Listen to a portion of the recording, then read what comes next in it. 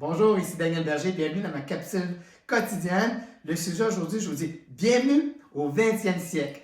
Et oui, finalement et tristement, ça a dû prendre une pandémie comme celle-ci pour amener le courtage immobilier à jour dans l'ère du 20e siècle. Il y a toujours eu certains outils qui étaient disponibles, mais très peu utilisés. Je vous donne un exemple, les fameux plans trois-dimensionnels. Vous savez, les fameux plans qu'on voit des points, là, des cercles sur le plancher, puis quand on clique dessus, on s'en va directement là, puis deux clics, on est rendu dans le corridor complètement au bout, dans la salle de bain, on revient, dans 3 clics, on est rendu sur le balcon. C'est ça les fameux les plans trois-dimensionnels. Et il n'y a rien comme la fameuse visite virtuelle sur une capsule vidéo. Alors, c'est carrément une vidéo qui a été prise en se promenant comme si c'était vous qui faisiez la visite sur place. Alors, c'est vraiment très proche de la réalité. Et arrive la transaction. Alors maintenant, avec notre acheteur, on va pouvoir avoir une belle conversation via comme des outils comme Zoom Call, par exemple. On va discuter, on va échanger, on va pouvoir montrer des comparables, on partage l'écran que nous avons sur notre ordinateur qui devient sur leur ordinateur. On va décider exactement quelles sont les conditions, le prix, etc. La même chose pour les vendeurs, on va recevoir une offre, on va contacter notre vendeur, puis on va dire voici l'offre que nous avons reçue, on partage l'écran que nous avons, ça devient sur leur ordinateur, etc.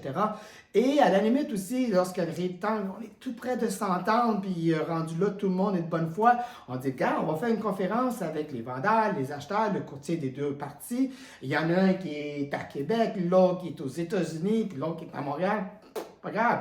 Tout ça se fait en même temps. Tout le monde va pouvoir se jaser. C'est tellement plus agréable. Il n'y a rien comme une bonne communication, comme on dit. Mais là, on a l'opportunité de faire des belles communications de façon virtuelle. Fait que les transactions s'en vont là également. Imaginez le temps que tout le monde va sauver. Les vendeurs ne se font pas déranger pour des visites inutiles par des acheteurs déçus. Les acheteurs ne feront pas des visites sur des propriétés qui vont être déçues parce que ça ne représente pas ce qu'ils avaient. Nous, les courtiers immobiliers, on va demeurer disponibles pour où est-ce que c'est important pour être présent avec nos acheteurs, avec nos vendeurs. C'est pas agréable non plus pour nous de faire 10 visites avec des acheteurs puis de voir qu'il est déçu parce que la propriété ne représente pas ce qu'elle avait été affichée. On préfère faire juste 2 visites puis voir notre acheteur qui est super intéressant ou en tant que courtier qui représente les vendeurs, on préfère qu'il planifie 2 visites seulement. Ça fait longtemps que je fonctionne comme ça. Les vendeurs, lorsqu'on a des visites, pour les vendeurs que je représente, je ne suis pas présent parce que je ne veux pas intimider, je ne veux pas empêcher l'acheteur d'être à l'aise et d'être libre de dire ses commentaires avec le courtier qui le représente. Mais maintenant, ça va devenir tout simplement la norme et tant mieux parce que c'est la meilleure façon de fonctionner parce que vous êtes d'accord avec moi que si le courtier du vendeur est dans la cuisine, bien, vous allez être mal à l'aise pour dire j'aime ou j'aime pas la cuisine. C'est tout à fait logique. L'autre chose qui est très intéressant également, les courtiers immobiliers, on l'utilise depuis quand même quelques années, c'est la fameuse signature électronique. Maintenant, les notaires n'ont pas eu le choix de s'adapter et de se mettre à jour, en guillemets. Alors, dorénavant, le barreau a mis une procédure pour que les notaires puissent également faire des actes notariés de façon électronique. Donc, ils peuvent identifier, etc. Je ne suis pas dans le secret des détails. Toutefois, on sait que ça se fait.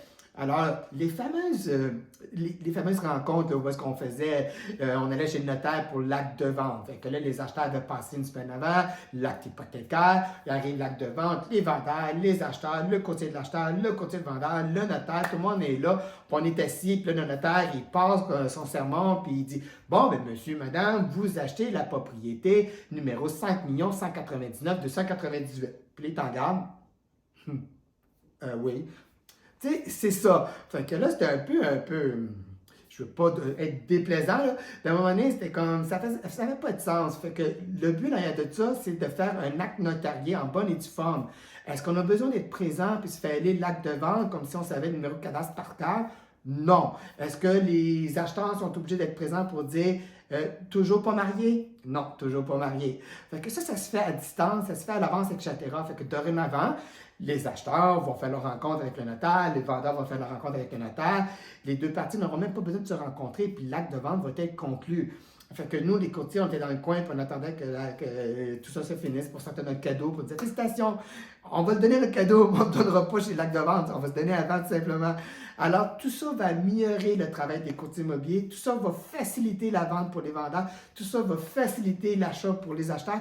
Ce n'est que du bien. Les outils sont là, il faut les utiliser et tant mieux. J'en suis vraiment, vraiment content. J'ai toujours été un peu pionnier dans ce sens-là du côté électronique et tant mieux si tout le monde, on se rattrape là-dedans pour qu'on travaille tous dans le même sens. Ce n'est que des bonnes nouvelles.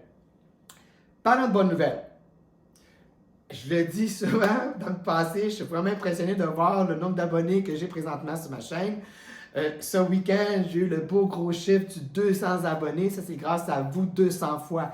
J'en suis extrêmement reconnaissant. Vous m'encouragez à prendre le temps de faire mes recherches puis d'investiguer pour pouvoir me faire ces montages-là. C'est mon gaz dans ma moto qui me permet d'aller plus loin. Alors, merci d'être là. Merci de partager la capsule. Merci de faire le petit pouce par en haut. Merci de cliquer sur le carré rouge pour vous abonner si ça n'a pas été déjà fait. Quoi? Ça n'a pas encore été fait? Allez, allez! On va monter ça à 250. Merci, merci, merci. Et à la prochaine. Bonne soirée!